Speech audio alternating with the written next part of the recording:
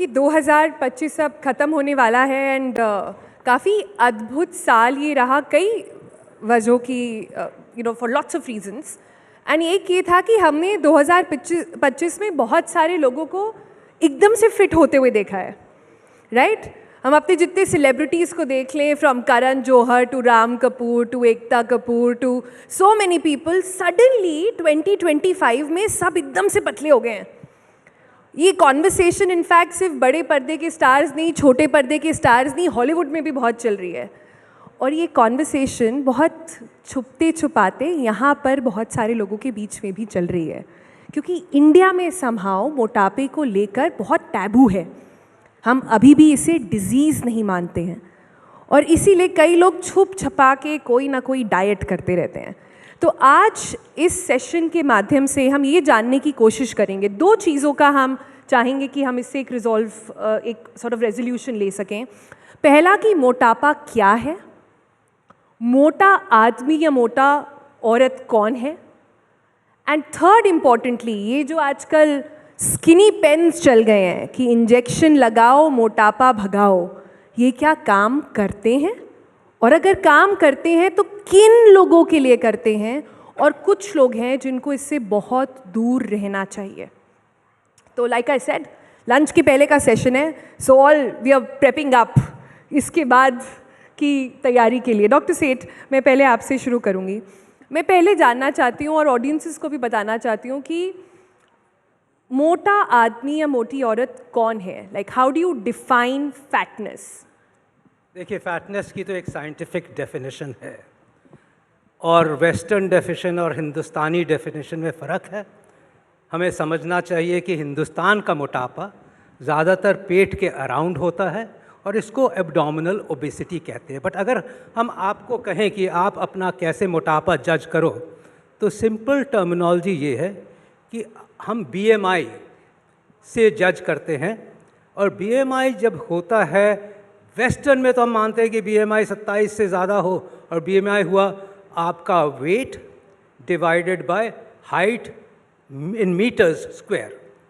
और अगर ये 27 से ज़्यादा होता है इसको मोटापा कहते हैं। बट हिंदुस्तान में जहाँ पे हार्ट डिजीज़ ज़्यादा है, जहाँ पे ब्लड प्रेशर बहुत ज़्यादा है, वर्ल्ड के हिसाब से 3 गुना यहाँ पे हाई ब्लड प्रेशर, डायबिटीज़ या कोलेस्ट्रॉल की बीमारी है और हार्ट डिजीज़ बढ़ी हुई है, तो हमें पता है कि Indians are predisposed to these metabolic risk factors जो हम कहते हैं। 70% हिंदुस्तानी सफ़र कर रहे हैं इस टाइम पे मेटाबॉलिक डिजीज़ से, या डायबिटीज़ से हो, या हाइपरटेंशन हो, या कोलेस्ट्रॉल बढ़ा। तो फिर आप अपना खुद ही कैलकुलेट कर सकते हो। और अगर हम कहते हैं कि 23 आपका BMI है और अगर कोई रिस्क फैक्टर नहीं है, 23 के बियॉन्ड आप मोटे हो रहे हो, 25 के बियॉन्ड आप मोटे हो गए हो, और आपको ये वेट मेंटेन करना ज़रूरी है। आपको लाइफस्टाइल मॉडिफिकेशन सबसे ज़्यादा ज़रूरी है। और अगर आपका वेट के साथ आपको ब्लड प्रेशर, डायबिटीज़ या हार्ट डिजीज़ हो चुकी है, तो डॉक्टर के सुपरविजन में वो वेट रिडक्शन बहुत ही इंपॉर्टेंट हो जाता है आपके फ्यूचर के लिए, लुक्स के लिए नहीं। एक और बात सोनल, ज़्यादातर लोग हिंदुस्तान में अपने लुक्स के लिए मोटापा समझते हैं। अब तो मैं थोड़ा मोटा लग रहा हूँ, बट एक और बात है, हिंदुस्तान में जब आप मोटे होते हो तो लोग कहते हैं कि अच्छे खाते पीते घर के बच्चे हैं। और जहाँ आपका वेट रिडक्शन शुरू हुआ, कमज़ोर हो गए, बीमार हो गए, क्या हो गया तुम्हें? तो ये एक डिफरेंट परसेप्शन है। बट हम साइंटिफिक बात कर रहे हैं। हिंदुस्तान में मोटापे की परसेप्शन ही डिफरेंस है। अच्छे खाते पीते घर के हो तो अच्छे लग रहे हो। बट इंडिया में एक और प्रॉब्लम है मोटापे के साथ। यहाँ पर एक फिनोमेना होता है जिसे हम बोलते हैं स्किनी फैट। मतलब जो पतला दिख रहा है वो आदमी फिट ज़रूरी नहीं है कि हो, और जो मोटा दिख रहा है, जो स्लाइटली मोटा दिख रहा है, आपके सेलिब्रिटीज़ की तरह 6 पैक एब्स नहीं है, वो ज़रूरी नहीं है कि अनहेल्दी हो। डॉक्टर कौर, इस पर आप कुछ बताना चाहेंगी? बिल्कुल सही कहा सोनल जी आपने। जैसे कि डॉक्टर अशोक सेठ ने बताया कि इसकी डेफिनेशन जो हम फैटनेस की बताते हैं, एक तो हो गया BMI, पर दूसरी इंपॉर्टेंट डेफिनेशन कि हमारी बॉडी में फ़ैट परसेंटेज कितना है। जो आपने बोला कि बाहर से तो पतला बट अंदर से, इसका इनफैक्ट एक टर्म है, टॉफ़ी बोलते हैं इसको हम, thin outside and fat inside. तो ये बहुत ही कॉमन है हमारे इंडियन पॉपुलेशन में, इसलिए लोगों को पता ही नहीं चलता कि वो मोटे हो रहे हैं। उनको लग रहा है हम तो ठीक ठाक हैं, हमारा वजन भी ठीक ठाक है, बट अगर जब हम उनका फैट परसेंटेज मेजर करने चलते हैं, एक सिंपल सा तरीका है उसको मेजर करने का, अपने वेस्ट सर्कमफ्रेंस चेक करें। अगर आपकी वेस्ट सर्कमफ्रेंस मेल्स में अगर 90 सेंटीमीटर से ज़्यादा है या फीमेल्स में 80 सेंटीमीटर से ज़्यादा है तो आप ऑलरेडी ओबीज़ हैं। एक बहुत ही इसको हम important- आसान भाषा में वेस्ट टू हिप रेशियो भी बता सकते हैं, जो Yes. कैलकुलेट करा जा सकता है। Right. उसके बारे में थोड़ा बताइए। बिल्कुल। सो एक तो हो गया सिंपल मेजर कि हमने वेस्ट सर्कमफ्रेंस मेजर कर ली, फिर हम एक हिप सर्कमफ्रेंस भी मेजर करते हैं और हम वेस्ट टू हिप रेशियो भी कैलकुलेट करते हैं, और उसके भी हमारे कट ऑफ्स हैं जिसके बेसिस पे हम बोल सकते हैं कि आपको मोटापा है। अगर आपकी वेस्ट ज़्यादा है, हिप सर्कमफ्रेंस कम है, इसका मतलब आपका मसल मास कम है और आपका फैट कहीं ज़्यादा है आपकी बेली में। तो एक बहुत ही इम्पॉर्टेंट है, क्योंकि एक मसल एक इम्पॉर्टेंट ऑर्गन है हमारी बॉडी का जो आपको मेटाबॉलिकली हेल्दी रख सकता है। जब ये मसल पतली हो जाती है और इनफैक्ट मसल की क्वालिटी पुअर हो जाती है, जब उसमें बहुत सारा फैट डिपॉजिट हो जाता है, यही आपको प्रोन बनाता है आगे चल के बीमारियों को, जैसे कि diabetes, heart disease and number of metabolic disorders.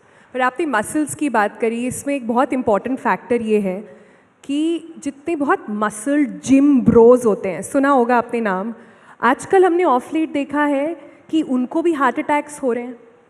सो दो तरह के लोग हैं इंडिया में, एक जो बिल्कुल एक्सरसाइज नहीं करना चाहते हैं और दूसरे जो कुछ ज़्यादा ही एक्सरसाइज करना चाहते हैं। तो इसका बैलेंस कैसे निकाला जाए? ओके, सो बैलेंस हर चीज़ में ज़रूरी है। जब हम बात कर रहे हैं मोटापे की, तो सबसे इम्पॉर्टेंट इंडिकेशन जो आती है वो होता है हेल्दी लाइफस्टाइल। उसमें हमारी डाइट भी है, उसमें not being sedentary for a very long time, आपको फिज़िकली एक्टिव रहना चाहिए। हर चीज़ मॉडरेशन में होना ज़रूरी है। Energy intake, energy out has to be balanced, उसका भी एक बैलेंस मेंटेन करना है।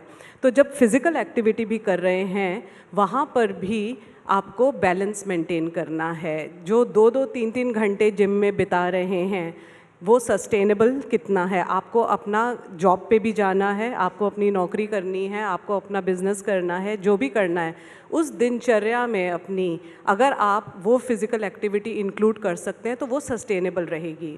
3 घंटे आप जाकर जिम में 2 महीने 3 महीने में आपने रिड्यूस कर लिया। Obesity is a relapsing disease जिसको हम कहते हैं, वो वापस आ जाएगा। जैसे ही आपने अपना वो लाइफस्टाइल चेंज किया, वो वापस आ गया। तभी लोग स्ट्रगल करते हैं वेट के साथ, क्योंकि वो 2-3 महीने ऐसे फैट डाइटिंग करके और जिम जाकर एकदम से रिड्यूस कर लेते हैं। और सबसे जो आजकल घातक चीज़ आ रही है वो है जो स्टेरॉइड्स ले रहे हैं, प्रोटीन पाउडर्स किसी भी तरह के ले रहे हैं, बिना सुपरविजन के सप्लीमेंटेशन इन चीज़ों को कर रही है। जो हम देख रहे हैं, जिम करते थे, लाइफस्टाइल बहुत अच्छा था, स्मोकर नहीं थे, फिर भी सडन कार्डियक अरेस्ट हो गया। तो हर ट्रीटमेंट या इंटरवेंशन सुपरविजन के अंडर बहुत ज़रूरी है। सुपरविजन के अंडर बहुत ज़रूरी है। और प्लीज़ ये इंटरनेट की एडवाइस इसमें ना लें, क्योंकि सबसे ज़्यादा घातक वही होती है। प्लीज़ अपने डॉक्टर के पास जाएं पूछने के लिए। तो हमने ये तो स्टैब्लिश कर लिया कि भाई मोटापा क्या है, कितने तरीके के मोटापे होते हैं, किस किस तरह से हमें बैलेंस करना चाहिए। लेकिन आजकल, जैसे मैंने स्टार्टिंग में कहा, 2025 बहुत ही अद्भुत साल है वर्ल्ड ओवर मेडिसिन के लिए, क्योंकि अब एक ऐसी नई ड्रग आ गई है जो आपको बिना कुछ करे पतला करती है, आपकी बॉडी के ऑर्गन्स को बेटर करती है और आपकी लॉन्जेविटी भी बढ़ाती है। सिर्फ लाइफ स्पैन नहीं, आपका हेल्थ स्पैन भी बढ़ाती है। ऐसा उसे एडवर्टाइज करा गया है।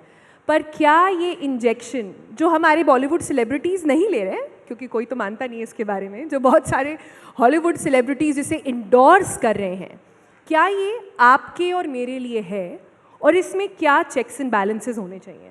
तो सबसे पहले मैं डॉक्टर कौर से पूछना चाहूँगी, बिकॉज़ ये एक बहुत इंपॉर्टेंट इन्फॉर्मेशन है जो लोगों तक नहीं पहुंच पाई है, कि जो GLP-1 ड्रग्स हैं या स्किनी पेन्स हैं, वो एक एंडोक्रोनोलॉजिस्ट को ही प्रिस्क्राइब करना चाहिए। ऐसा क्यों है?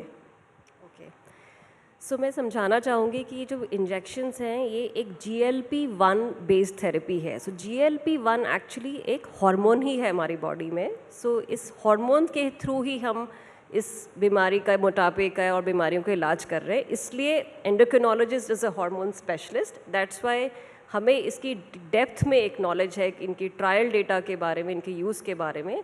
इसीलिए ये बहुत ज़रूरी है कि ये जो हम थेरेपीज़ लें, बिल्कुल हम एंडोक्रिनोलॉजिस्ट की सुपरविजन से लें, बिकॉज ये सारी हार्मोन बेस्ड थेरेपीज़ हैं, इनके इंटरैक्शंस भी हैं और किस तरह से काम करती हैं वो बेहतर तरीके पर मोटापे के लिए डॉक्टर सेठ कोई एंडोक्रिनोलॉजिस्ट के पास थोड़ी ना जाता है, सब अपनी लोकल जीपीज के पास जाते हैं, उनसे बोलते हैं डॉक्टर साहब हमारा वजन थोड़ा बढ़ गया, आप बताइए क्या करना है। सो दो बातें पहले मैं क्लैरिफाई कर दूं। मोटापा और काफ़ी मोटा होना एक बीमारी है, इसको लुक्स से नहीं इक्वेट करना चाहिए। बीमारी इसलिए है क्योंकि उसकी वजह से डायबिटीज़, हाइपरटेंशन, कोलेस्ट्रॉल ही नहीं, हर यहाँ से लेके पैर तक 200 बीमारियाँ उसकी वजह से होती हैं। दैट इज़ वाई हम कहते हैं, और हमारे ऑनरेबल प्राइम मिनिस्टर ने भी एम्फेसाइज किया कि हमें मोटापा हटाना है, बिकॉज हिंदुस्तान एग्जैक्टली अगर हम देखें तो अगले 5-7 साल में 200% और इंक्रीज़ हो जाएगा मोटापा, और वर्ल्ड का मोटापा 50% लोग मोटापे की बीमारियों में आ जाएंगे। तो मोटापा एक बीमारी है, और उस बीमारी का ट्रीटमेंट वेट लॉस ड्रग्स नहीं है, इनको वेट लॉस ड्रग्स नहीं कहना चाहिए। अगर हम मोटापे के लिए अपने डिजीज़ को यूज़ कर रहे हैं तो वो एक मेडिसिन है, और I would say anti obesity medicine या अपने मेटाबॉलिक मॉडिफाइंग मेडिकेशन है। और हर मेडिकेशन का फ़ायदा भी होता है और हर मेडिकेशन का नुकसान भी होता है। तो जब हम ये समझ के चलते हैं तो क्लियर बात सामने आ जाती है कि डॉक्टर की सुपरविज़न में हमें ये दवाइयाँ फ़ायदा दे सकती, दवाइयाँ, और अगर हम इनको बगैर सुपरविज़न के हम सोचते हैं कि लुक्स के लिए यूज़ करें, हम सोचते हैं कि हम अच्छा लगने के लिए यूज़ करें, हम सोसाइटी में जाते हैं तो हमारी तारीफ़ों के लिए यूज़ करें, तो एक न एक दिन ये हमें ऐसा नुकसान करेगी कि हम फिर समझ नहीं पाएंगे। दवाइयाँ हमेशा जब चलती हैं तो अनफॉर्चुनेटली ज़िंदगी भर लेनी पड़ती हैं, तभी काम करती हैं। ये कंट्रोल करती हैं, ट्रीट नहीं कर रही। वज़न घटेगा तो उसकी वजह से हमारी बीमारियां कम हो सकती हैं, बट अगर ये दवाई छोड़ दी गई तो वज़न वापस ऊपर भी आ जाएगा। तो सबसे इम्पॉर्टेंट बात है ये समझना कि इन दवाइयों का जो फ़ायदा है वो तो हम आपको समझा देंगे मेडिकल टर्म्स में, मेडिकल कंडीशंस के लिए, बट ये भी समझना है कि इनका नुकसान क्या हो सकता है अगर अनसुपरवाइज तरीके से लिया जाए। मैं जब भी डॉक्टर से बात करती हूँ वेट लॉस ड्रग्स के बारे में, स्किनी पेन्स के बारे में, तो एक बहुत पिक्यूलियर सी सिचुएशन है जो वो मुझे बताते हैं। कई सारे एंडोक्रिनोलॉजिस्ट हैं जो मुझे कहते हैं कि हमारे क्लिनिक में हर दूसरा इंसान जो आ रहा है, जो वेट लॉस ड्रग्स मांग रहा है, उसको वेट लॉस ड्रग चाहिए नहीं, और हर दूसरा इंसान जिसको हम कह रहे हैं कि आपको वेट लॉस ड्रग लेना चाहिए, वो उसे लेना नहीं चाहता है। तो ये बहुत ही पिक्यूलियर सी समस्या है, इसको आप कैसे सॉल्व करती हैं अपनी क्लिनिक में? बिल्कुल सही कहा सोनल जी आपने, हम बहुत ज़्यादा इस चीज़ को फेस करते हैं क्योंकि इसका बहुत एक हाइप बन चुका है। ऐसे कि डॉक्टर सेठ ने बताया कि इसको हमने वेट लॉस ड्रग नाम दे दिया है, तो हमें पहले ये समझना है कि हम ये दवाइयाँ, इट्स अ मेडिसिन, ये दवाई है और ये आपकी हेल्थ के लिए इम्पॉर्टेंट है। ये सिर्फ ना ही आपका वजन घटाएगी पर ओवरऑल मेटाबॉलिक हेल्थ ठीक करेगी, आपकी डायबिटीज़ आपकी हार्ट के लिए अच्छी है, किडनी के लिए अच्छी है। तो ये समझ लोगों में नहीं है, और इनफैक्ट जब सही कह रहे हैं, जब वो मरीज़ मेरे पास सामने बैठा होता है, उसको अब फैटी लिवर हो चुका है, उसके हार्ट डिजीज़ प्रॉब्लम ऑलरेडी है, किडनी डिजीज़ सेट इन हो चुकी है, डायबिटीज़ अनकंट्रोल्ड है, और उसका BMI ऑलरेडी ज़्यादा है, very deserving candidate for this medicine, और वो डरे हुए होते हैं। अफोर्ड कर सकते हैं, अफोर्ड कर सकते हैं बिल्कुल, बट नहीं, वो डरे हुए हैं क्योंकि उन्होंने कुछ साइड इफ़ेक्ट सुने हैं, क्योंकि उन्होंने सुना ये तो ठीक नहीं है, बहुत कुछ सुना है हमने इसके बारे में। और बिल्कुल सही कहा, दूसरी तरफ वो हैं कि जिनका ज़्यादा नहीं है, बस उनको 4-5 किलो का वजन डॉक्टर कौर, घटाने मुझे ये का है। बताइए, आपके सामने कोई 20-25 साल की एक यंग लड़की या लड़का आके बोले कि मैडम मेरी 6 महीने में शादी होने वाली है, मैं अपनी शादी में एकदम स्पेक्टैक्युलर दिखना चाहती हूँ, आप मुझे ये प्लीज़ ड्रग दे दीजिए, मैं 3 महीने लूँगी, उसके बाद में 3 महीने के लिए क्या मैं अफोर्ड कर लूँ? आप ऐसे लोगों को क्या बताती हैं? बिल्कुल सही कहा, ये बहुत आते हैं इस तरीके से। तो सबसे पहले तो उनसे हम बैठ के यही बात करते हैं कि आपका गोल क्या है। अगर आपका गोल है कि सिर्फ एक गुड लुकिंग होना है और शॉर्ट टर्म थेरेपी है, no, this is not the right therapy, this is not a medicine, this is not a therapy, may be a cosmetic supplement नहीं है कि आप 3 महीने तक लेके उसको छोड़ देंगे। ये एक दवाई है, हम उन्हीं को देते हैं अगर आपको रियली ज़रूरत है। अगर आप मेटाबॉलिकली अनहेल्दी हो, ऑलरेडी बीमारियां शुरू हो गई हैं, तो बी रेडी कि आपका ये लाइफ लॉन्ग कमिटमेंट है। अब this is not a short term therapy. Obviously weight loss होगा, अच्छे लगेंगे आप, but be ready, then it's a lifelong therapy. You have to be committed towards it, should never be given. इस तरह से हम कभी नहीं देते हैं कि किसी को शॉर्ट टर्म के लिए वेट लॉस चाहिए, बिकॉज बिल्कुल सही है, मेडिसिन है, Dr. Side Kaur, effects. Dr. Can I Seth, just yeah. counter that? अगर वो मेरे पास आई है एज अ डॉक्टर और एज एन एंडोक्रिनोलॉजिस्ट और उसका एक शॉर्ट टर्म गोल है, प्रोवाइडेड हमने उसको समझा दिया कि there are better ways of weight loss, वैसे आप एक्सरसाइज करें, बट उसको ये भी समझाना हमारा फ़र्ज़ है कि अगर हम सुपरविजन में उसको एक पर्पस के लिए दे सकते हैं तो हमें देना चाहिए। मेरे को डर इस बात का है कि हज़ारों लोग, अगर हमने सुपरविजन में उसको नहीं प्रिस्क्राइब किया, अनफॉर्चुनेटली वो इस कंट्री में कहीं ना कहीं से दवा ले लेगी और कहीं ना कहीं से लगाएगी और अनफॉर्चुनेटली पता नहीं कितने दिन तक किस डोज में लगाते रहेगी। बिल्कुल सही। सो इस पर्पस के लिए तो हमारा फ़र्ज़ है कि हमारे पास आई एंड वी कैन गाइड हर कि आप अगर इसको रोकोगे चाहे 6 महीने बाद और आपने दूसरी लाइफस्टाइल मॉडिफिकेशंस, एक्सरसाइज, डाइट, हर तरह का ख्याल नहीं रखा, तो आप जब हटाओगी तो आपका वेट बढ़ जाएगा। आपको ये समझना ज़रूरी है, और हम हटाएंगे ज़रूर, क्योंकि आपका पर्पस किसी कोई और पर्पस है, मेडिकल पर्पस नहीं है। बट एटलीस्ट हमारी सुपरविजन में तो है। हज़ारों लाखों लोग ले रहे हैं ये दवाई अंडर विदाउट सुपरविजन। हमें फिक्र ये है कि उनको कहीं प्रॉब्लम हुई and they are unfortunately being able to get it. एक गाइडेंस के अंडर एक इसीलिए ये वेट लॉस ड्रग्स नहीं, ये बाकी दवाइयाँ हैं, चाहे हम किसी पर्पस से दें, बट मेडिकल सुपरविजन में दें। जी, इनफैक्ट हमने इस पर एक रियलिटी चेक भी करा है जो मंडे को सारे प्लेटफॉर्म्स पे रिलीज़ होगा, एंड उसमें भी हमने यही देखा। एंड प्रोफेसर अरोड़ा, इसके बारे में हमें थोड़ा बताइए कि इतना ईजिली अवेलेबल हैं अभी ये ड्रग्स। मतलब एक तरफ WHO कह रहा है कि आपको इसे डेमोक्रेटाइज करना है, कि जिन लोगों तक इनसे पहुंचना चाहिए उन तक ये पहुंच सकें, तो इसके दाम सस्ते करें, इसके पेटेंट हटाएं, इसके जेनेरिक्स निकालें कि ज़्यादा लोग इस पर एक्सेस कर सकें। दूसरी तरफ हम देख रहे हैं कि ये इतनी ईजिली अवेलेबल है कि कोई भी अब बिना डॉक्टर का प्रिस्क्रिप्शन, बिना एंडोक्रिनोलॉजिस्ट छोड़िए, सीधे अपने डॉक्टर को, अपने केमिस्ट को फ़ोन करके बोल रहा है कि भैया, और घर पे डिलीवरी हो रही है। It's like ordering food. जैसे आप 10 मिनट में ऐप ऑर्डर करते हैं, वैसे लोगों के घर में ये डिलीवरी हो रही है मेडिसिन की। तो सबसे पहले जो मैं क्लैरिफाई करना चाहती हूँ, इंडिया में लोग इससे बहुत डरते हैं कि ये मुझे लाइफ लॉन्ग लेना है। जैसे ही आपकी डायबिटीज़ डिटेक्ट होती है, एंडोक्रिनोलॉजिस्ट कहता है आपको इंसुलिन लगानी है। डॉक्टर साहब, मैं अवॉइड कर सकता हूँ इंसुलिन, मैं करेले का जूस पी लूँगा, मैं ये कर लूँगा। तो जो एक्चुअली राइट कैंडिडेट्स हैं, who are diabetic, obese, they are the right candidate कि वो ये दवाई शुरू करें।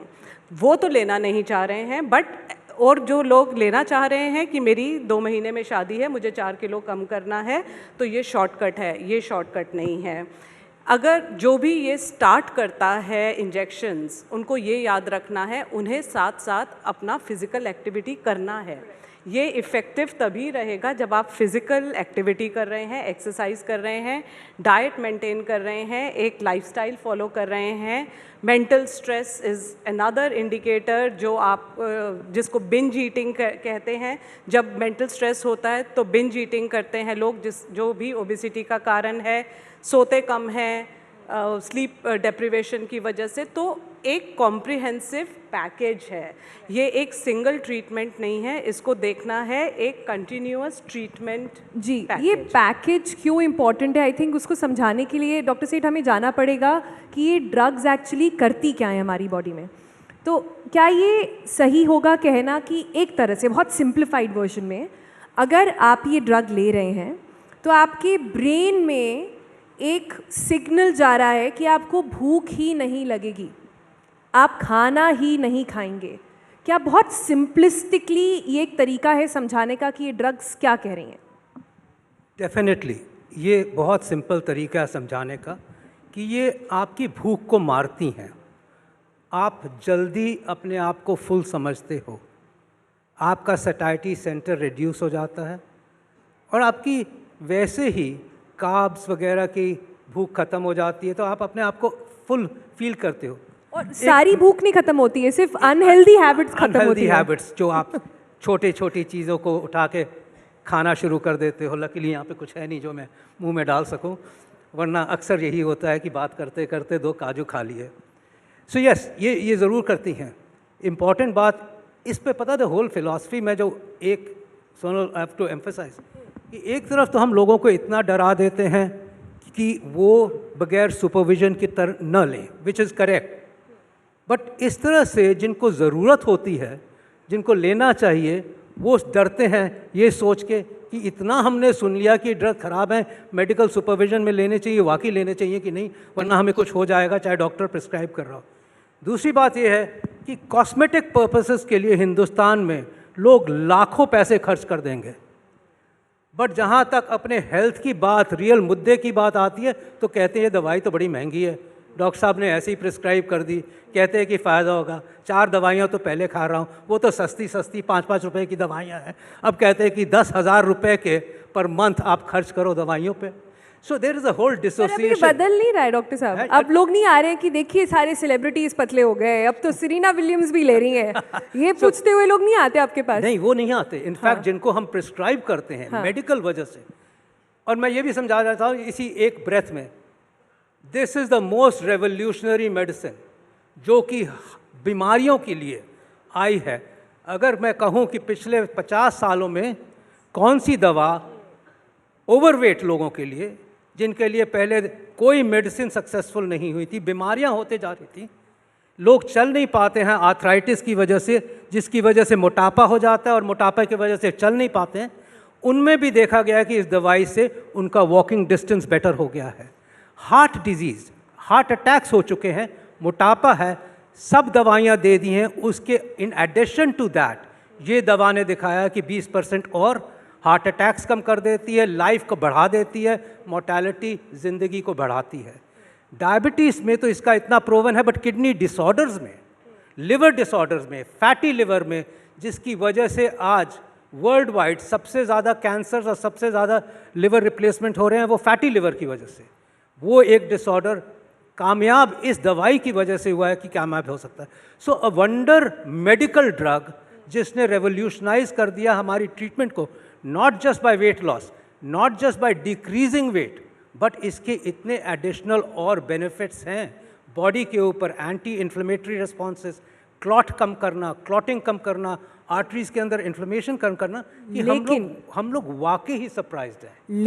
लेकिन इसके साथ साथ जब बहुत सारे साइड इफ़ेक्ट्स भी बाहर आए हैं। एग्जैक्टली इसमें, और ये बताना समझना बहुत इम्पोर्टेंट है कि कितनी सारी लॉ सूट्स हैं जो यूएस में, जिसमें जहाँ पर GLP-1 ड्रग्स का बहुत काफ़ी ज़्यादा अडॉप्शन हो गया है, वहाँ पर किस तरह की चेंजेस देखे गए हैं।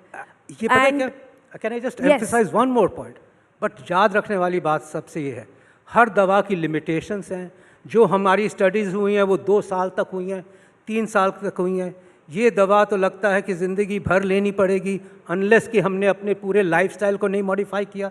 और जब हम लाखों लोगों को प्रिस्क्राइब करेंगे और लॉन्ग टर्म में जाएंगे और ज़िंदगी भर लेते रहेंगे, तो क्या क्या इसके साइड इफ़ेक्ट्स आएंगे वो भी हमारा समझना ज़रूरी है। सो इसीलिए फ़ायदे में हमें हिप्नोसिस या हाइप में नहीं जाना है, हमें तो इसको बैलेंस आउट करना है कि जिसको बहुत ज़रूरी है उसको मिलनी चाहिए, और जिसको सिर्फ अपने कॉस्मेटिक रीजंस के लिए ज़रूरी है उनके लिए तो ये बेकार ही है। तो क्या ये कहना ठीक होगा, और ये मैं आप तीनों से ही सवाल पूछना चाहती हूँ, कि करीब 10-20 सालों में जब इन मेडिसिन्स के काफ़ी सारे जेनेरिक्स आ जाएंगे, अडॉप्शन काफ़ी ज़्यादा होगा, क्या दुनिया में मोटे लोग होंगे ही नहीं फिर? क्या ये कहना सही है? नहीं, ये कहना सही नहीं होगा, क्योंकि हर कोई इसको अडॉप्ट नहीं करेगा, हर कोई इसके लिए राइट कैंडिडेट नहीं है। जैसे हमने कहा था कि कौन नहीं है राइट कैंडिडेट, ये बताइए हमें। इसके लिए डॉक्टर सेठ बताएंगे, जिनकी प्री कंडीशंस हैं और they are not the right candidates, वो मेडिकली, तभी हम कह रहे हैं अंडर सुपरविजन लेनी चाहिए। और एक बात जो हमने की थी कि इससे सेटाइटी आती है, खाने की क्रेविंग नहीं होती, बट ऑल्सो GIP ड्रग्स जो हैं वो आपका मेटाबॉलिज्म भी फास्ट कर रही है, तो उसका भी इम्पैक्ट है, और कॉम्बिनेशन में ड्रग्स भी होती हैं। तो वो किसको किस कंडीशन के लिए देनी है वो डॉक्टर बताएंगे। अगर आप डायबिटीज़ मैनेजमेंट के लिए ले रहे हैं तो अलग ड्रग है, अगर आप डायबिटीज़ और ओबेसिटी के लिए ले रहे हैं तो जो उसके लिए अप्रूव्ड ड्रग्स हैं वो अलग हैं। लेकिन कुछ पेशेंट्स हैं या जो ओबीस हैं उनको नहीं लेनी चाहिए, वो आई थिंक डॉक्टर सेठ अच्छे से समझाएंगे। देखिए, वी आर वेरी क्लियर कि जिनको फैमिली में थायराइड की प्रॉब्लम हुई है उनके लिए हम बड़े कॉशियस होते हैं, बिकॉज रेयर सिचुएशंस और इवन एनिमल एक्सपेरिमेंटेशन में थायराइड कैंसर्स, पैंक्रियास, आइज, आँखों की आर्टरी का ब्लॉक होना इज़ अ रियलिटी। तो हम लोग सब आई चेकअप्स करते हैं। इनफैक्ट मैं भी जब ये ड्रग्स प्रिस्क्राइब करता हूँ, और हार्ट कंडीशन में इसका बहुत इंपॉर्टेंट रोल है, मैं भी एंडोक्रिनोलॉजिस्ट को रेफ़र करता हूँ कि आप ज़रा पेशेंट को देख लीजिए, आप इसको ज़रूर प्रिस्क्राइब, कैन वी अग्री कि इसको देना चाहिए, इतने हम प्रिकॉशंस लेते हैं। थर्डली, ये भी देखा गया है कि गॉल स्टोन्स वगैरह, पैंक्रियास की प्रॉब्लम्स बढ़ सकती हैं, रेयर, बट अभी कोई ऐसी ब्लैक बॉक्स वार्निंग नहीं है, बट रेयरिटी है। एंड फाइनली, पता है क्या होता है वेट लॉस का? वेट लॉस के साथ मसल लॉस भी होता है। जो आप खुश हो रहे हो कि मैं तो बड़ा अच्छा लग रहा हूँ, इसीलिए आपको पता चल जाता है कि कौन सी ये दवा ले रहा है, बिकॉज वो स्किनी लगने शुरू हो जाते हैं, मसल लॉस हो जाती है, और अनफॉर्चुनेटली वो मसल लॉस वीकनेस करती है। अनलेस हम वेट्स करें, अपने मसल टोनिंग करें, प्रोटीन्स खाएं, ये एक इम्पॉर्टेंट आस्पेक्ट हो जाता है इस दवाई का। सो अनफॉर्चुनेटली ये दवाई is not without its side effects, not without its caution, और क्लियरली हमें पता है कि किसको नहीं चाहिए, और हम ओनली इसको एज दवा देंगे कभी, apart from that occasional instance जो कि हमने पहले ही डिस्कस किया। हम किसी को अगर हमारे पास आए और विद अ स्पेसिफिक मोटिव आए तो हम ना नहीं करेंगे, बट हम उसको गाइड करेंगे, सुपरवाइज करेंगे, उसको ले जाएंगे लाइफ के थ्रू, मेकिंग श्योर कि जब ऑब्जेक्टिव रीच हो जाए तो उसको समझ है कि दवा हमने अब रोकनी है, और इसके ऑल्टरनेटिव पे हम सुपरवाइज करेंगे कि उसने और क्या किया, सो दैट वो मोटिव मेंटेन रहे विदाउट द मेडिसिन। करेक्ट, थोड़ा सा बिकॉज side जैसे ही, effect का मैं, क्योंकि जैसे ही आप मेडिसिन लेना बंद करेंगे, जैसे ही आप इंजेक्शंस लेना बंद करेंगे, वो भूख वापस आ जाती है। बिल्कुल। It's just sending a signal to your body, so you have to moderate that. But doctor Kaur, मैं ये जानना चाहती हूँ साइड आपसे इफेक्ट का मैं थोड़ा सा बस क्लैरिफाई करूंगी कि हमें एक तो थायराइड कैंसर में भी बहुत ही एक रेयर ही होता है हमारा एक मेडुलरी थायराइड कैंसर, जिसकी एक कॉन्ट्रा इंडिकेशन है। इनफैक्ट मेरे पेशेंट्स जो डिजर्विंग होते हैं, जस्ट बिकॉज उनको एक थायराइड कैंसर हुआ है वो भी नहीं लेते हैं। तो बहुत ही क्लैरिफिकेशन चाहिए कि अपनी डॉक्टर से समझें कि किस तरह का थायराइड कैंसर रहा है आपको, और उस तरह की साइड इफ़ेक्ट्स के अकॉर्डिंगली हम फिर चलते हैं। मैं एक और बड़ी पिक्यूलियर चीज़ है जब GLP-1 ड्रग्स की बात होती है। मैं कुछ डॉक्टर से बात कर रही थी जिन्होंने कहा कि एक टैबू इन्वॉल्व्ड है इंडिया में एटलीस्ट GLP-1 को लेकर। दो भाई हैं एक घर में जो दोनों एक ही डॉक्टर के पास जाते हैं, दोनों GLP-1 लेते हैं, लेकिन दोनों डॉक्टर से कहते हैं हमारे घर वालों को मत बताइएगा हमने शुरू कर दिया। ये जो टैबू है कि हम ये शॉर्टकट ले रहे हैं, ये कितना रियल है और ये क्या अभी भी है? बिल्कुल है। ये एक स्टिग्मा जो है बहुत ही बड़ा प्रॉब्लम है क्योंकि ओबेसिटी को ही एक बड़ा एक स्टिग्मा से जोड़ा गया है आज तक। ओबेसिटी को आज तक लुक से ही जोड़ा गया था। ये अभी तक हमने समझा नहीं था कि ओबेसिटी एक सिर्फ लुक्स नहीं है, इसका मतलब आप अनहेल्दी हैं, आपको एक बीमारी है। बीमारी है, बीमारी है। हाँ, मोटापा एक बीमारी है, और अभी अगर बीमारी है और आगे चल के भी आपको बहुत कॉम्प्लिकेशन हो सकती हैं। तो जब तक ये इंसान इस चीज़ को समझता नहीं है कि बीमारी है और मैं एक बीमारी के लिए ले रहा हूँ, वो हमेशा छुपाते रहेंगे, क्योंकि एक बड़ा मोटापा ही एक बड़ा स्टिग्मा है। तो उनको लगता है कि लोग ये सोचेंगे कि मैं तो कैसे सोचेंगे कि अपने आप कैसे लूज़ हो रहा है। तो ये दिखाना चाहते हैं कि हमारे जेनेटिक्स अच्छे हैं, हो सकता है हम हार्ड वर्क कर रहे हैं, बट ये मैं कहना चाहूँगी एंटी इन्फ्लेमेटरी डाइट ले रहे हैं, right. And so there are so many things वो लोगों को बताना शुरू करते हैं, बट ये स्टिग्मा बिल्कुल भी नहीं होना चाहिए कि आपको बिल्कुल इसको एक्सेप्ट करना है, डॉक्टर के साथ बैठ के समझना है कि आपकी क्या क्या कॉम्प्लिकेशन हो सकती हैं, and you should be open about it. क्योंकि जब तक आप छुप छुप के लेते रहेंगे फिर वही वाली बात आएगी, फिर आप खुद से लेना शुरू करेंगे, फिर डोज बढ़ाएंगे। और जहाँ तक साइड इफ़ेक्ट्स का सवाल है, मैं एक और बताना चाहूँगी कि इसमें जो हम गट वाले जो साइड इफ़ेक्ट्स होते हैं इसके, जो शुरुआत में तो काफ़ी होते हैं, जैसे नोज़िया हो गया, ब्लोटिंग हो गया, धीरे धीरे बॉडी एडजस्ट कर लेती है। और जहाँ आपका वो सवाल था कि क्या मोटापा रहेगा ही नहीं, और आपने भी बोला कि नहीं ये सभी नहीं लेंगे, उसका एक रीज़न ये भी है क्योंकि सभी लोग इसको झेल नहीं पाते हैं। कई बार इससे क्वालिटी ऑफ लाइफ डिस्टर्ब होती है। लोगों को जो खाना पसंद है, खाना, food is a stress buster. लोग ये सोचते हैं ये तो चला ही गया, अब मैं क्या करूं, अब मैं तो भूख ही नहीं लगती है। कुछ लोग जो अल्कोहलिक्स हैं उनको अल्कोहल की शक्ल नहीं अच्छी लगती लगती है, बिल्कुल। और जिनको अच्छी नहीं लगती है वो दुखी हो जाते हैं इस बात से कि मैं जो चीज़ इंजॉय करता था वो इंजॉय नहीं कर पा रहा हूँ। तो इसके बड़े मल्टीपल इफेक्ट्स हैं। हमारा टाइम अप हो गया है, पर ये मोटापा ऐसा इशू है। मैं वेरी क्विकली 2 सवाल लेना चाहती हूँ ऑडियंस के, अगर हों तो। वेरी क्विकली, या प्लीज़।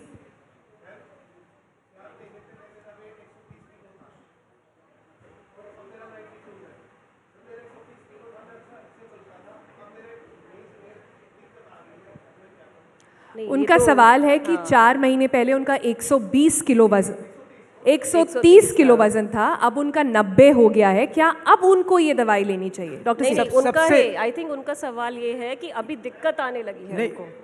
मेरा आपसे सवाल बहुत इम्पोर्टेंट है। नहीं, इसका आंसर है मसल वीकनेस सर। ये जो इनको वेट लॉस हुआ है उसमें इनका मसल लॉस भी काफी हुआ है। पहले तो मैं आपसे कहूंगा कि आप पब्लिक को बता दें कि आपने 40 किलोग्राम वेट किस तरह से लूज किया, बिकॉज वाकई आपके ये शब्द बड़े इंपॉर्टेंट रहेंगे। आप होपफुली इस इंजेक्शन की वजह से नहीं, बट रेगुलर एक्सरसाइज और डाइट की वजह से किया है।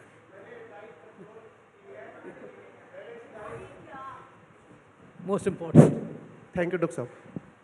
मैंने वे ऑफ ईटिंग चेंज किया है। मैं एक बैलेंस डाइट लेता हूँ, और बाहर का खाना या किचन में जब भी जाते हैं कुछ खा लिया, वो भी मैंने 4 महीने से बिल्कुल रोक रखा है। और मैं दोपहर के समय ही 2 चपाती लेता हूँ, रात के समय फल फ्रूट गुड, और पनीर, सोया चाप क्या बोलते हैं, सोया पनीर, टोफू वगैरह लेता हूँ। सुबह मैं ग्रीन टी लेता हूँ, चाय। सो मेन बात ये रही कि आपने इस इंजेक्शन की वजह से GLP-1 नहीं, हाँ, इंजेक्शन की वजह से GLP ऑलरेडी बहुत अच्छा चल रहा है। यही हम सबको समझाना घर वालों चाहते के ताने काफी सुनने को मिलते थे, सारे ही कहने लगे थे 130 किलो वजन बहुत ज्यादा हो तो जाता अब है। आपका क्या सवाल है सर? 90 किलो पे आपका क्या हाँ, सवाल है? मैं जब 130 था, मुझे दिक्कत तब भी कुछ नहीं थी, बीपी वगैरह ठीक था, कोलेस्ट्रॉल ठीक था। मैं खुद हेल्थ इंस्टीट्यूट में हूँ, चेक करा लेता था। मेरे नीज में दिक्कत नहीं थी, लेकिन अब मेरे नीज में दिक्कत आ गई। मैंने अब साइकिलिंग छोड़ रखी है लगभग महीने से, और एक्सरसाइज भी, क्यों पोल्यूशन ज़्यादा है तो मेन चीज़ यही है कि आपकी मसल वीकनेस होती है जी, और आपको प्रोटीन ज़्यादा लेने चाहिए और इसकी एक्सरसाइज करनी ज़रूरी इसमें है। बताना चाहूँगी, वेट लॉस जब होता है 30% मसल लॉस होता है। अगर आपने 40 किलो वेट लॉस किया है, 12 kg मसल लॉस भी किया है, तो इसके लिए बहुत ज़रूरी होता है कि हम शुरुआत से ही हाई प्रोटीन डाइट और स्ट्रेंथ ट्रेनिंग जिसे कहते हैं, मसल्स की एक्सरसाइज अगर आप अभी भी शुरू करेंगे सर, आप बिल्कुल रिकवर हो सकते हैं अभी। और स्ट्रेंथ ट्रेनिंग सर सिर्फ बॉलीवुड स्टार्स के लिए नहीं होती है। हाँ, simple स्ट्रेंथ exercises। ट्रेनिंग हमारी दादी नानियों के लिए भी है, और स्ट्रेंथ ट्रेनिंग हमारे टीनेजर्स के लिए भी है। simple घर ये पे करी इंडिया जा में बहुत सकती बड़ा है। मिसकंसेप्शन है। तो आपका मसल का इशू है, which is what she is saying. Quickly 2-3 more questions. Yeah can we have a mic here please? Yeah lots of hands going up. Yeah sir, मैं पिछले 2 साल से रेबेल्सस ले रहा था। रेबेल्सस ने इनिशियली एकदम से वेट लॉस किया, अराउंड 5 kgs वेट लॉस हुआ। उसके बाद उसका इफ़ेक्ट कम्प्लीटली ख़त्म हो गया। पहले 2 महीने के बाद उसका इफ़ेक्ट बिल्कुल ख़त्म हो गया, और ये बहुत एक्सपेंसिव मेडिसिन है। जो डॉक्टर जो हैं मेरे, वो कह रहे हैं कि यू शुड मूव टू मुंजारो। और तो ये एक विशियस साइकिल नहीं है कि हम जो ड्रग है, ये पहले एक लोअर इंटेंसिटी का ड्रग लें, फिर उसको हायर इंटेंसिटी करें। रिबेल्सिस, जो लोग नहीं जानते मैं बता दूं, ये एक तरह की फर्स्ट जनरेशन GLP-1 है, हम इसे बोल सकते हैं, और ओरल मेडिकेशन होता है। मेरा जो स्पेसिफिक सवाल ये है डॉक्टर साहब कि क्या बॉडी का मैकेनिज्म जो है, आपकी जो ड्रग की जो सिग्नलिंग है ब्रेन को, सेचिएटी की सिग्नलिंग है, इसको क्या ओवर पावर कर सकती है brain, so that after some time you don't feel the effect of that drug? Dr. Kaur, you want to answer that? Yes, बिल्कुल ये देखा गया है, स्पेशली राइबल्सिस के साथ, कि कुछ समय बाद भूख भी ठीक हो जाती है और वेट लॉस इफेक्ट भी चला जाता है। इनफैक्ट ये हम बाकी GLP-1s के साथ भी देख रहे हैं। But the question here is कि जब हम वेट लॉस एक हद तक आता है, ऐसे फास्ट होता है, फिर प्लेटू होता है और एक जगह रुक जाता है। फर्दर वेट लॉस चाहिए कि नहीं, वो डिपेंड करता है कि हमारा साइड बाय साइड लाइफस्टाइल कैसा है, हमारी डाइट एक्सरसाइज कैसी है। बट जैसे कि हम बात कर रहे हैं कि वेट लॉस की बियॉन्ड भी बहुत बेनिफिट्स हैं इसके। अगर हमें किसी को कंटिन्यू रखना है, अगर आपका ये इंसुलिन रेजिस्टेंस ब्रेक कर रही है, अगर आपका ब्लड शुगर कंट्रोल में रख रही है, कोलेस्ट्रॉल कंट्रोल में रख रही है, हार्ट प्रिवेंशन दे रही है, तो we should continue this medicine, not only for the weight loss purpose, for other health benefits. But very you are right in the sense कि इसको ओवरराइड करने का भी कोई मैकेनिज्म नहीं है। ये बड़ा ही एक चैलेंज है कि बॉडी अपना एक सेट पॉइंट बनाती है, वहीं आने की कोशिश करती है। इसलिए हर चीज़ कॉम्प्रिहेंसिव है, डाइट एक्सरसाइज उतनी ही ज़रूरी है जी to maintain। और बहुत सारे हाथ ऊपर जा रहे हैं, इधर इन मैडम को प्लीज़, पीछे जो बैठे हुए हैं स्पेक्स में उनको दीजिएगा question. And by the way, जो आपको एडवाइस है डॉक्टर ही देंगे, go to your doctor and the shift over to Mounjaro, जो tirzepatide is important and may achieve for you, but lifestyle modification साथ में जो सब करना है, खाने का ख्याल, एक्सरसाइज, वो सब रहना चाहिए, otherwise nothing adds on.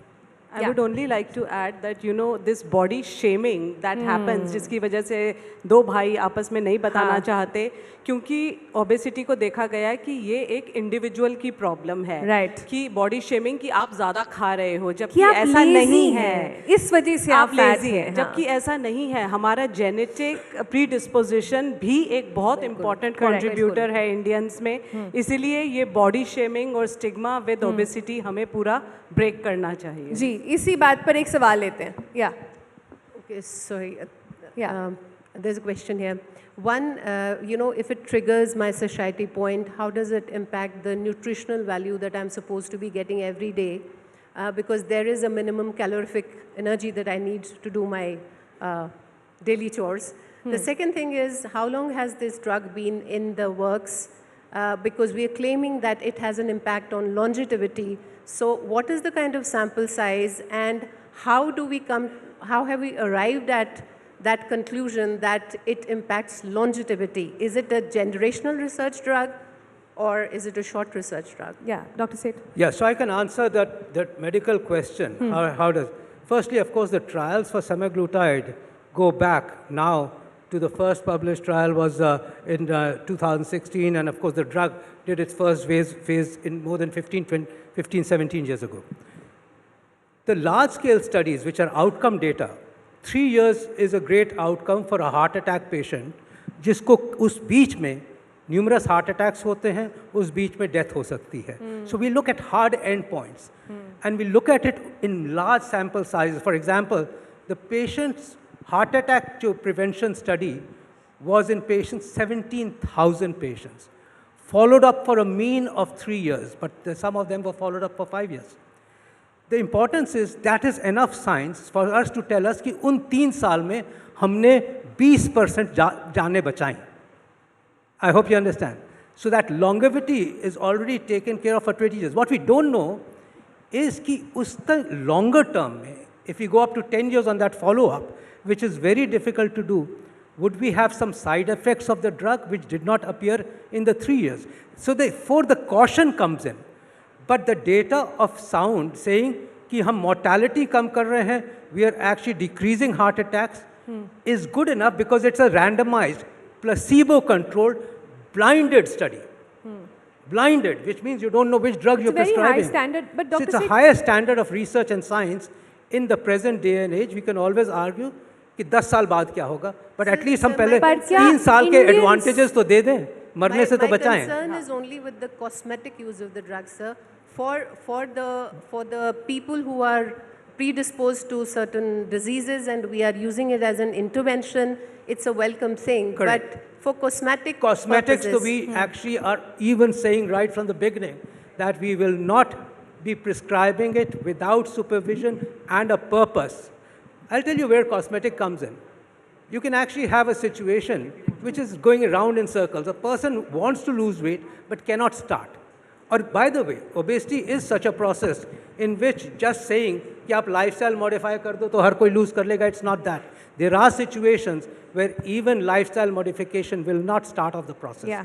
And then it is a known disease. Therefore, you start off the process and you say, अब आपके 6 महीने में इतना loss होगा. You get the encouragement, आपके joints थोड़े better होते हैं, आप exercise feel करते हो. पहले तो कहते हैं इस मोटापे से हम कर ही नहीं पाते हैं exercise. हमारा तो सांस फूलता है, आपका सांस कम फूलने लगता है, you exercise and then you bring in and then you can withdraw the drug and maintain your lifestyle modifications and Yeah, I others. can add So हमें very quickly, yeah, individually हर के लिए सोचना है, but we never prescribe it saying कि cosmetics के लिए देखिए हमें दवाई बहुत लेनी है. सारे सवाल आ रहे हैं and we are Thank you. literally eating into lunch now, so we've done our bit today. Yeah, will just add we've that- done our bit, but quickly, yeah. Yeah, just to give you the public health lens of it, हम Indians जो हैं वो इस disease जो है heart disease है या diabetes है, below 70 years, which is the productive years of life, Indians are dying during that time. तो जो वेस्ट में इन बीमारियों से लोग अगर 80 पे मर रहे हैं, हमारे यहाँ लोग 70 में मर जाते हैं या उससे भी कम. तो young families are losing the breadwinning member of the family. So we have to see that larger lens that we have to reduce this burden of diseases जो obesity से सारी linked है और obesity itself is a disease. Correct. कुछ young लोगों के सवाल है क्या हम ले सकते हैं? कली has a question. Hi, good afternoon, doctor. I wanted to know, is obesity genetic or is it, and are Indians more prone to obesity? Is obesity genetic? And are Indians more prone to being obese? Well, it is true. It is genetic. And it is true that Indians are more prone to being obese and a specific form of obesity as well. So that is a real, it's not a myth, it's a fact in But 40 life. to 50% is genetics in obesity. It's a And that's why huge impact. Yeah. 1/4 of our population, adult population, is obese at that time. But there's lifestyle problems coming in, and that's why we expect that by 2030 we would have doubled the present number. Farak kya bari hai? Why the World Heart Association, the WHO, went into this. It encouraged this drug to say कि morbid obesity in the world में 50% of the population would be affected by morbid obesity. It's time to take care. By 2035, we'll have a problem in the world.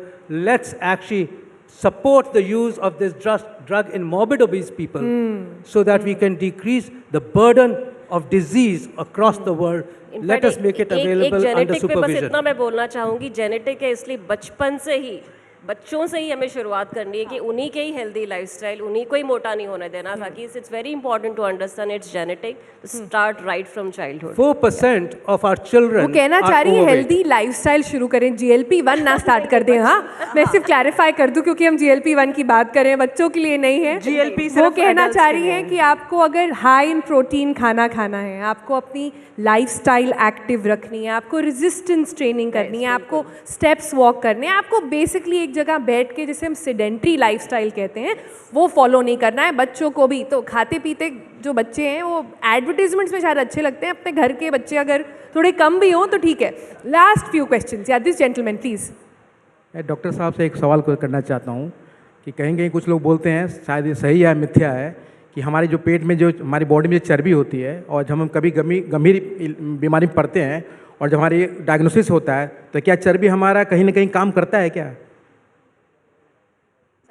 किस चीज़ में चर्बी काम करता है? नहीं, जब हमारी गंभीर बीमारी पकड़ते हैं या हॉस्पिटलाइज हो जाते हैं, हाँ, तो वहाँ अच्छा, उसमें ये चर्बी हमारे वो कह रहे शरीर हैं के कि लिए अगर बहुत कोई स्किनी आदमी बीमार हो, कोई क्रिटिकल इलनेस में जाए और थोड़ा मोटा आदमी, रिलेटिवली मोटा आदमी अगर किसी एक्सट्रीम कंडीशन में हॉस्पिटल में जाए तो ये कहा जाता है कि मोटा आदमी के बचने के चांसेस ज़्यादा होते हैं. मोटा आदमी कि बचने के चांसेस ज़्यादा होते So हैं. frailty versus obesity. या देखिए, हम बात कर रहे हैं मोटापे की, जो एक डिजीज प्रोसेस है. Not a well nourished person और एक पुअरली नरिश्ड होता है और वो पुअरली नरिश्ड की इम्यून रिस्पॉन्सेस कम होते हैं. ये भी देखा गया कि ओबीस लोग भी अच्छा नहीं करते, चाहे वो इन्फेक्शन हो, चाहे कोई भी बीमारी हो. Overweight individuals do worse. तो हम ओवरवेट की बात कर रहे हैं, नॉट कि आपके तरह हट्टा कट्टा इंडिविजुअल अस्पताल में जाए वर्सेस एक मैलनरिश्ड पर्सन जाए. वो दो एक्सट्रीम्स हुए. आप हट्टे कट्टे हो, आप समझिए कि आपको परेशानी कम रहेगी. देखिए, वो कोविड में कहना भी चाह रहे हैं देखा कि गया एक था. फिट इंसान और एक पतले इंसान में फर्क फ़र्क है. होता है और ज़रूरी नहीं है कि दोनों एक हो. तो वो समझने की ज़रूरत है. कोविड में देखा गया था जो ओवरवेट ओबीस थे, जब वो हॉस्पिटलाइज हुए तो आउटकम्स मोर एडवर्स थे एज कम्पेयर टू वो लोग जो हेल्दी थे. तो इवन कोविड की इन्फेक्शन उनको ज़्यादा इम्पैक्ट करी थी जिनको ओबेसिटी है. ओके, पीछे से एक सवाल आ रहा है, वो लेते हैं. हाँ, अपना नाम बताइए पहले. My name is Shashwat Roy. My question is that, like, in the coming years, do you think Ozempic and Mounjaro can be as accessible as anabolic steroids are in today's date? Because, like, influencers are using it, public figures are using it, and I'm pretty sure the youth is going to get, they would want to use something which will make them lose weight even quicker. So that's my just question. अरे भाई इसका इससे पहले आप लोग जवाब दें। जो सेलिब्रिटीज़ हैं वो तो बहुत सारा टोबैको भी इंडोर्स कर रहे हैं, तो क्या आप टोबैको खाना शुरू कर देंगे? That is the question you guys need to ask yourself is well, but I let them, but I don't think this is a 10-year problem. The point is that this is already happening. Already start हो चुका है कि इसकी availability accessibility बहुत ज़्यादा, इसीलिए हम शुरुआत से ही इस पे एम्फसाइज कर रहे हैं बार बार कि इसको एक मेडिसिन है और सुपरविजन में ही लेना पड़ेगा. There is no doubt it's easily accessible now also and people are using it. और हमारे रेगुलेशंस और इम्प्रूव होने पड़ेंगे. हाँ, ये पॉपुलेशन लेवल इंटरवेंशन नहीं है. पॉपुलेशन लेवल इंटरवेंशन के लिए पूरा हेल्थ सिस्टम को पहले ट्रेन करना पड़ेगा. हमारा हेल्थ सिस्टम अभी भी ट्रेंड है अंडर न्यूट्रिशन को ट्रीट करने के लिए. हमारे देश में इस समय अंडर न्यूट्रिशन और ओवर न्यूट्रिशन दोनों को एग्जिस्ट कर रहा है. तो हमारे हेल्थ सिस्टम में ट्रेनिंग की ज़रूरत है कि ज़्यादा से ज़्यादा लोग अगर ये ट्रीटमेंट लेंगे तो सुपरविजन में कैसे लेंगे. और जैसे मैंने कहा कि वो स्केप्टिसिज्म काफ़ी लोगों में रहेगा कि इसके साइड इफ़ेक्ट्स हैं तो शुरू नहीं करना. और तभी ये वार्निंग्स हैं कि अगर किसी को शुरू करना है पहले उसको असेस करना है कि वो राइट कैंडिडेट है और राइट सुपरविजन के अंडर जाए. तो पॉपुलेशन लेवल ट्रीटमेंट नहीं है, इंडिविजुअल लेवल ट्रीटमेंट है. या So my question is to you all. What is the science behind this drug? I mean, is it like an inhibitor or it works at the genetic level, or what is the science basically? It's a GLP-1 agonist. It's a GLP-1, as I told in the beginning, GLP-1 is a natural hormone in our body which is there. So this is it acts on the GLP-1 receptors and it stimulates it. So it's agonist. It's not working at any genetic level. And in fact, we have many agonists in combinations like tirzepatide, Mounjaro is GLP-1 and GIP agonist. So ये सारे एक receptor level पे काम कर रहे हैं. So this is how एक ले पर्सन की लैंग्वेज में मैं बताऊं, क्योंकि मैं मेडिकल डॉक्टर नहीं हूं, तो ये हार्मोन हमारी बॉडी में प्रोड्यूस होता है जब हम खाना खाते हैं. तो ये हम इंजेक्शन के थ्रू वो हार्मोन अपनी बॉडी में डाल रहे हैं जिससे वो फीलिंग आती है कि हाँ मेरा पेट भर गया है. गट हार्मोन्स बोलते हैं इसको हम, इसलिए गट की ही प्रॉब्लम इसमें ज़्यादा होती है. बहुत सारे और सवाल हैं पर हमने काफ़ी सारा लंच भी तो we eaten up, but let's not push it any further. Thank you so much. ज़ोरदार तालियों से प्लीज़ हमारे सारे एक्सपर्ट्स ने लिया है. पर आपके और भी बहुत सारे सवाल होंगे और इसी के लिए हमने इंडिया टुडे ग्रुप में एक नया लॉन्च करा है. इट्स अ चैनल जो सिर्फ आपकी सेहत, आपकी health which is the true health, जो कोई पैसा आपके लिए ख़रीद नहीं सकता है, वो लॉन्च करा है. प्लीज़ जाएं, उसे सब्सक्राइब करें. It's available across all social medias. It's called health wealth official. और उस पर जैसे हमने कहा उसमें इंटरनेट की नहीं, डॉक्टर्स की वेरीफाइड इन्फॉर्मेशन मिलेगी. तो वहाँ जाके अपने सवाल पोस्ट करें, हम सारे जवाब का देने की कोशिश करेंगे. For now, thank you so much.